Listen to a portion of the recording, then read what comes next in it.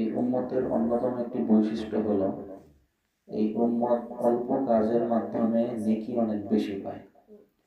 যেমন কোনো ব্যক্তি যদি নিয়মিত নামাজের পরে আয়াতুল কুরসি পড়ে তাহলে মৃত্যু হওয়ার সাথে সাথে সে জান্নাতি।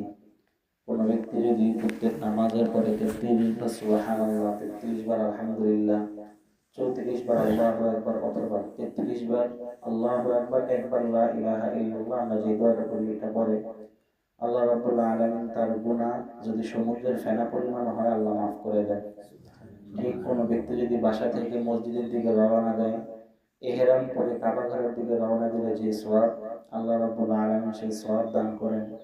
কোনো ব্যক্তি যদি টানা 40 দিন পর্যন্ত তাকবীরে উলার সাথে জামাতে শরীক হয়, আল্লাহ রাব্বুল আলামিন তার আমলনামা নেকি দ্বারা ভরপুর করে দেন না, বরং তার নামটাকে জাহান্নামের খাতা থেকে এবং মুনাফিকের খাতা থেকে কাটিয়ে দেন। আর সবে কদর এটা তো আছেই। এজন্য আমরা যারা অনেক বড়, বিশেষ করে সামনের দিনগুলো সবে কদরের দিন আসতেছে, দেখা যায় সারা রাত ইবাদত করা, সারা দিন ইবাদত করার তৌফিক আমাদের হয় না।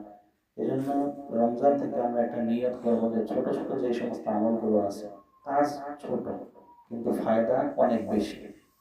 কোনো ব্যক্তি যদি ফজর এবং এশারের নামাজ জামাতের সাথে পড়ে সারা রাত ইবাদত করার সওয়াব পায়। এই ছোট ছোট আমলগুলো আমরা করার চেষ্টা করব। আল্লাহ রাব্বুল আলামিন আমাদেরকে বেশি থেকে বেশি আমল করার তৌফিক দান করেন।